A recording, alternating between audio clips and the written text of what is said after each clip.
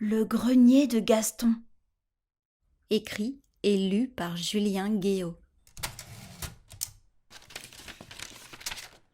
Gaston n'avait pas remis les pieds dans ce grenier depuis plusieurs années. Les choses entassées là lui appartenaient toutes. Toutes, elles avaient été, à un moment de sa vie, le centre de son attention. Ce magnifique abat-jour serait parfait dans mon salon. Ou ce tableau est joli. Combien le vendez-vous? Ou tu veux vraiment jeter ce fauteuil? Attends, je peux le récupérer? Ou oh, un service à raclette en verre. Oh, je ne savais même pas que ça existait. Ou bien encore, mais si, chérie, un jour je le ferai réparer, ce vieux tourne-disque. Bon, c'est d'accord, monsieur. On va prendre ces 2 cartons de vinyle ainsi que la collection complète de Mike Oldfield.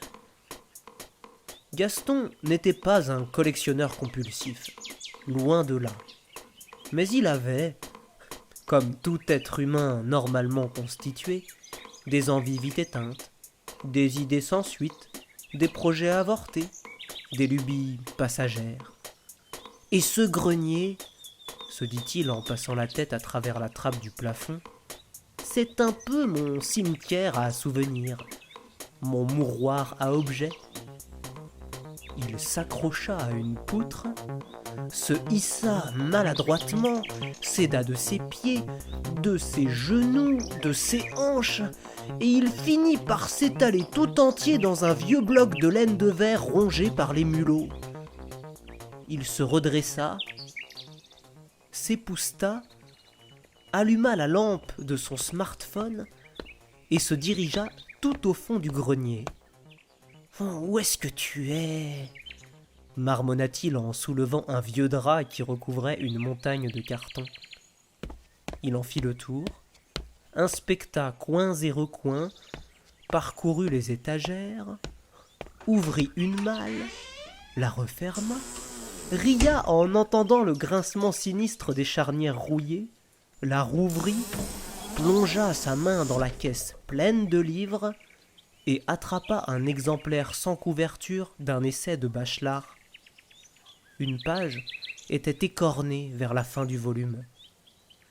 Gaston l'ouvrit et y vit, surlignée au marqueur orange, la phrase suivante.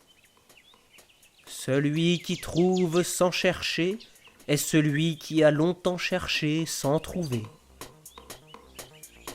Il referma le livre, le glissa dans sa poche, referma la malle, sortit du grenier, referma la trappe et se dirigea, heureux, vers son canapé.